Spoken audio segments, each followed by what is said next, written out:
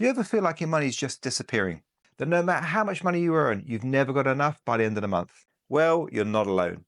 And trust me, it's not because you're bad with money. It's because nobody's taught you how to budget. And I'm going to help you with that today.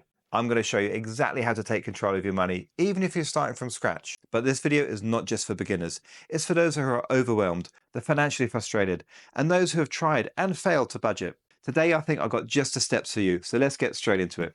Why budgeting matters more than ever. Now, it's no secret that 2025 has taken some sudden economic turns, creating an environment of uncertainty and unpredictability. Now, because of this, rising inflation and biting economic downturns, it feels like money is tighter more than ever. So here's the uncomfortable truth you need to hear. If you're not budgeting in a time like this, you are playing Russian roulette with your finances. I know this because I learned the hard way back in 2020 when the pandemic hit and everything shut down, including my renovation business. Prior to lockdown, business was great and my income was solid, but I didn't track a single dollar. I didn't even know what we were spending on at home, on services, shopping, going out, and home help. Lockdown brought that into focus, as like many people, our income was stopped overnight. At that point, we were forced to budget and know where every dollar was going. It was a valuable lesson, and I'm very grateful. It taught us that budgeting isn't punishment, it's a plan. It's your golden ticket to stress-free finances and eventually financial freedom. Without budgeting your salary, everything is left to luck and chance. And when life throws you one of those curveballs and you're not financially prepared, you could be in big trouble. And as we're learning in 2025, life has a lot of curveballs. Thanks so much for clicking on the video today. I appreciate you. I hope you find some value. Perhaps give me a thumbs up, subscribe to the channel, maybe even share the video. But for right now, we're back to the next chapter.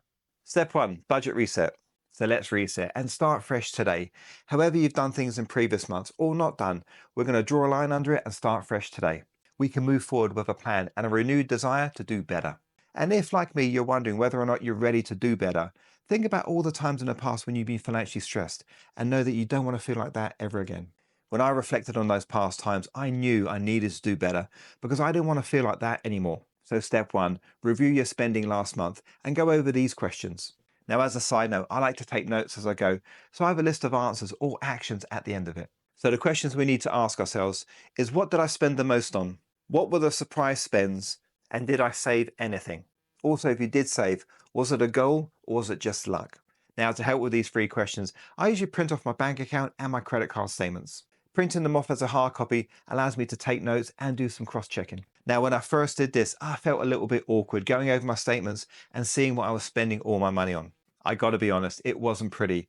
And seeing all that overspend can leave you feeling stressed and anxious. You're fixing a problem and you're standing out from the broke crowd. Unlike most people, you're being proactive and working on solutions, and you're going to create good new habits. Rather than continuing ignorance down a bad financial path, you're breaking free and you're taking action. Bottom line, you're doing what it takes and you're going to come out on top. Now, step 2 is to categorize. Break down your expenditure into these 4 categories. And remember, use your bank account and your credit card statement so we get a full picture. Break down your spending into essentials. This would be rent, food, travel, and utilities. Non-essentials. This would be eating out, subscriptions, shopping. Into debts. This would be student loan, credit cards, and car loan. And into any savings. This could be your 401k or even just a savings account. Everything on your statements needs to go into these 4 categories until there's nothing left. Now, there are apps out there that can do this and help you categorize. Me, I like pen and paper. I'm a bit old-fashioned. But whatever you prefer, the goal here is to know where your money is going, to have the clarity of your spend, knowing at last where all our money is going so we know where we're starting. Once we've got that and gone on over those embarrassing overspends, we can start the exciting process of starting fresh. Setting your new budget. So once we've looked back, got all the data and got a fresh starting point, we can move forward. And this is step 3, assigning every dollar a job. This is called zero-based budgeting and it's fantastic.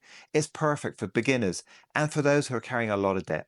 Essentially, we're going to take our salary and subtract every single dollar until we're left with 0. And to help with this, I've put together an example for you. The example here shows an income of $3,000 for the month and a breakdown of where every dollar will go.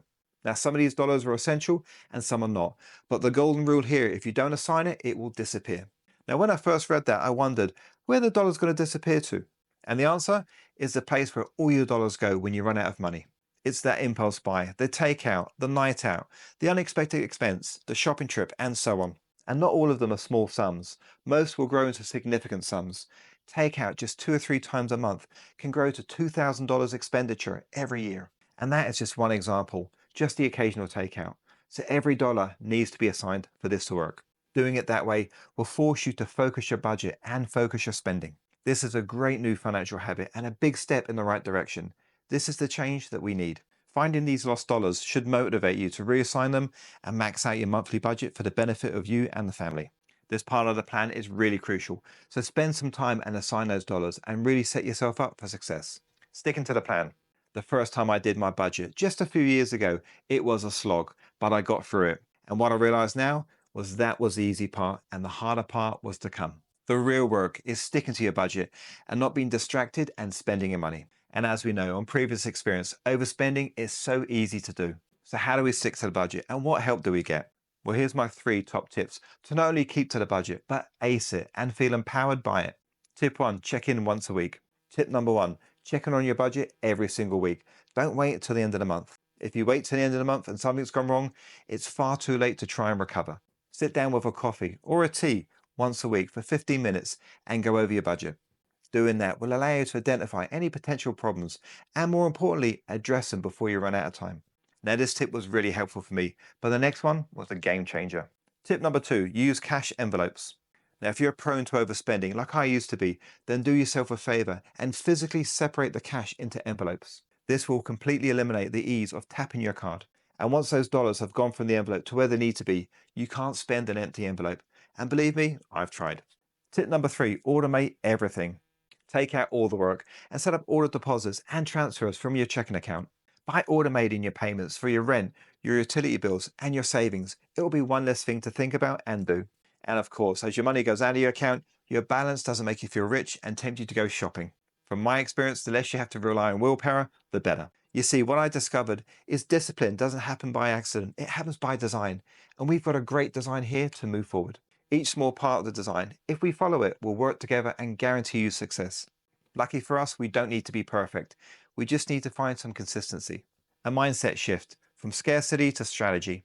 Now, a common misunderstanding about budgeting your salary is that it's about putting your life on hold and cutting back. Most videos about budgeting will tell you need to make small sacrifices and have a bit of a pullback. After all, that's one of the main goals of budgeting. But the mindset behind it is about building a future that you want, not one you have to settle for. You see, every time you track your dollars, every time you choose not to spend, you're building your freedom. You're giving yourself options, and they're options you didn't have before because you weren't budgeting. You're buying back your peace of mind and good financial health. It's all about building your future, not delaying your life. If you can budget the salary and stick to it with some consistency, it will change your life. This strategy gives you complete control, and if you believe in yourself and believe you can do it, you will do it. So the power of budgeting may be a challenge to some, setting new habits and sticking to them. Some people may even find it boring at first, but like everything new, if you apply yourself, you will succeed. I looked at it this way. It made it really simple for me. I wasn't where I wanted to be, doing all the things I'd done up until that point. I needed to change to get to where I wanted to go. Nothing will change unless you change. The outcome will always be the same if you continue down that path. So here's an extra tip. Give it 90 days. Commit to the change and see if you're in a better financial position after just 90 days. Call it a 90-day challenge and go for it. Really apply yourself. What have you got to lose? But more importantly, think about what you've got to gain. And here's my top tip for you. While you're doing it for 90 days, continue developing your mindset by watching some videos and reading some books. By watching some videos and reading books, you'll train your brain to focus on improving your personal finances. Get into the learning mindset and feed your commitment for the 90-day challenge. This is going to help you succeed, and it's going to help improve your financial literacy at the same time. You can even go to my homepage. I have dozens of videos on all aspects of personal finance. For example, take this video right here. If you're serious about becoming a budget champion and taking control of your finances, this video will give you 25 things not to buy in 2025. And that's going to help your budget in a big way. I'll see you there.